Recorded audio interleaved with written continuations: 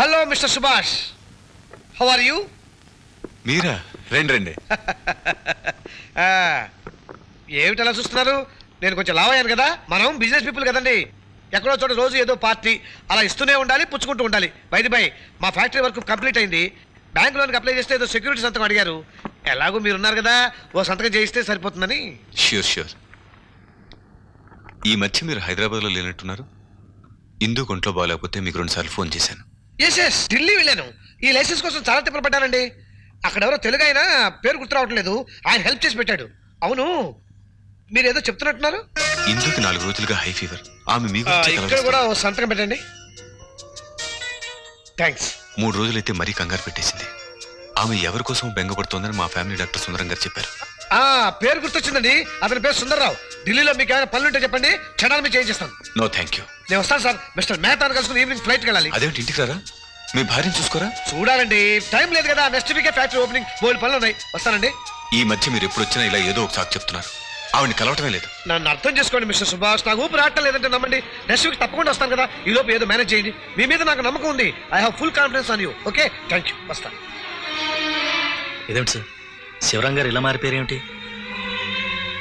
నా మూలంగా ఈ భార్యాభర్తలిద్దరు.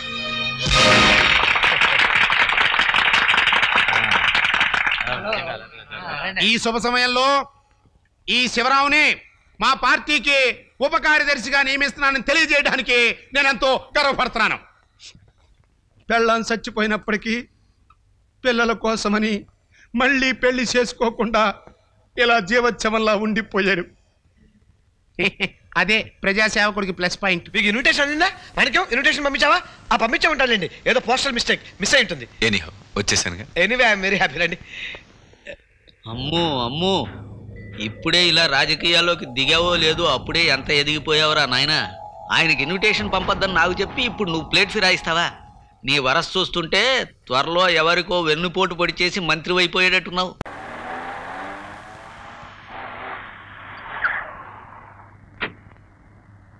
నేను వస్తాను మిస్టర్ సుభాష్. ఈ శుభ సందర్భంలో నేను మీకు మంచి గిఫ్ట్ తీసుకొచ్చాను. రండి. ఏమిటండి అది?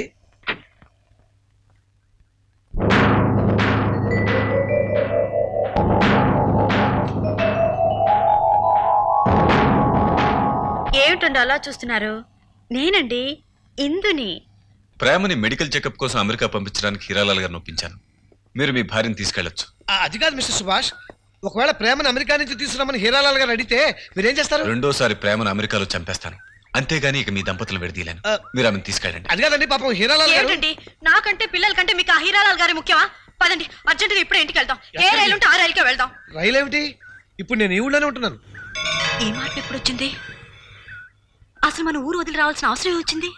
2 రోజులు నువ్వు కనపడిపోయేసరికి అందరూ అడిగారు. అప్పటికే నేను నచ్చపడానికి చాలా ప్రయత్నించాను. జనం వెధవరు కదా, ఏదో నానా రకాలుగా. ఏమనుకున్నారో చెప్పండి. అదే నువ్వు లేచిపోయావని, అదని ఇదని. అవన్నీ మనం కేర్ చేయకూడదు.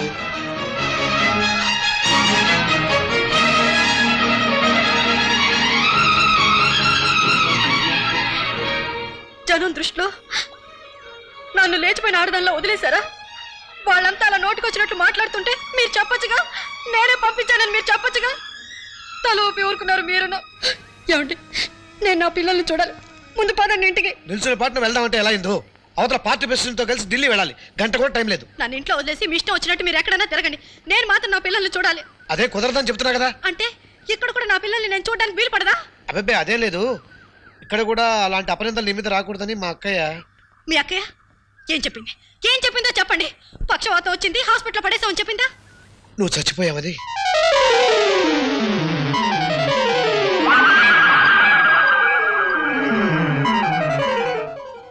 చంపేశారా? డబ్బు కోసం, మీరు తెలివైన వారిని నిరూపించుకోవడం కోసం నన్ను బ్రతకుండగానే చంపేశారా? జీతం సరిపోక కట్టుకున్న భార్యని పరా ఇంటికి పంపించేనని చెప్తే మీ హోదా తగ్గిపోతుందని నన్ను చంపేశారనమాట. నోటుకొచ్చినట్టు వాక్కు. ఏదో పిల్లలకి మంచి చేయాలనుకున్నాం, ఏదో జరిగిపోయింది. అది నా తప్పేనా? చూడండి సుభాష్ గారు ఎలా మాట్లాడుతుందో. ఇదివరకు ఇలా మాట్లాడేది కాదండి. కోటీశ్వరుడు భార్యగా 4 రోజులు నటించేసరికి తను కోటీశ్వరాలనుకుంటుంది. చూడండి తనలో ఎంత మార్పు వచ్చిందో. నేనే చీరతో వెళ్ళాను, మళ్ళీ అదే చీరతో తిరిగి వచ్చాను. మార్పు మీలోనే వచ్చిందండి. నాలో ఏ మార్పు రాలేదు. నిన్ను ఇంకా ప్రేమిస్తూనే ఉన్నా. నీకోసం వేరే ఇల్లు కూడా తీసుకున్నా. అక్కడ నిన్ను ఉంచుకుంటారు. అంతేగా అది నేను ఇంకా కొంచెం యవ్వనంలో ఉన్నాను కనుక. షటప్! నేనేం మాట్లాడే తప్పుగా అర్థం చేసుకుంటున్నావు. నేను అలాగదే అందగాడు కోటీశ్వరుడైన సుభాష్ పక్కన భారీగా నటించడానికి వెళ్ళావు.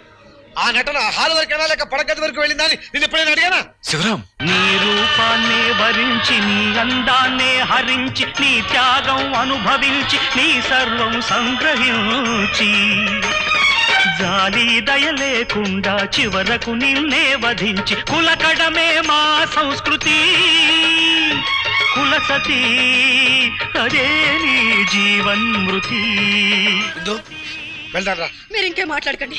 మీరేం మాట్లాడినా నేను భరించలేను. మీ మొహం కూడా నాకు చూపించకండి. వెళ్ళండి. టైం అయిపోతుంది. నన్ను అనుమానించి అవమానించిన తర్వాత నన్ను ముట్టుకునే అర్హతను కూడా మీరు పోగొట్టుకున్నారు. ప్లీజ్ మిస్టర్ శివరాం, ఇక్కడి నుంచి వెళ్ళిపోండి.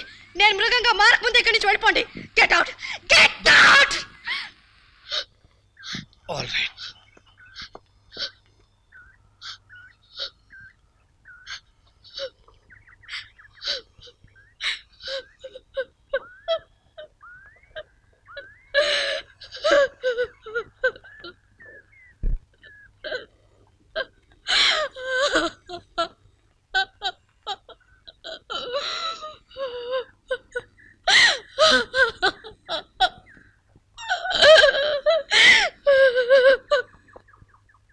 స్వామి, ఎస్ మేడం.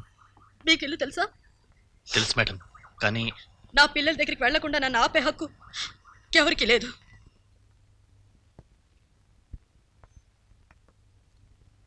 నువ్వా మళ్ళీ ఏ మొహం పెట్టుకొచ్చావా ఇక్కడికి? ముక్కుపచ్చలారిన పసిబిడ్డలు నడి సముద్రంలో వదిలేసి నీ దారి నువ్వు చూసుకుంటావా? నేనేం చేసినా ఆయన కోసమే చేశాను. ఆయన వెళ్ళమంటేనే వెళ్ళాను. మగవాళ్ళు లక్ష చెబుతారు వాళ్ళ అవసరానికి. నీ బుద్ధి ఏమైపోయిందే? ఆడపిల్లలు కన్నావే, రేపు దాని పెళ్ళి ఎలా అవుతుంది అనుకున్నావు? కృష్ణ, రా బాబు. నీరజ, నేను అమ్మని, రండి. వాళ్ళకి జరిగిన అవమానాలు మర్చిపోయారనుకున్నావా? వాళ్ళ తల్లి చచ్చిపోయిందని వాళ్ళ మనసులు రాయి చేసుకున్నారు. ఇకనైనా వాళ్ళు అలా బతకనిచ్చి వచ్చిందాన్ని పోతారు. వదిన, ఏమిటో వదినా? వదిన, ఎక్కడికి వెళ్ళమంటావు వదిన? ఒక్కసారి వదిన. మట్టే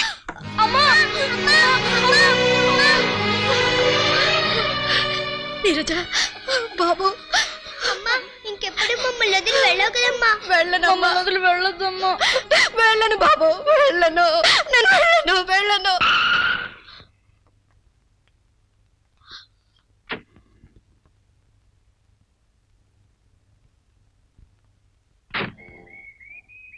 మేడం, ఇంటికి ఎవరో గెస్ట్లు వచ్చినట్టున్నారు.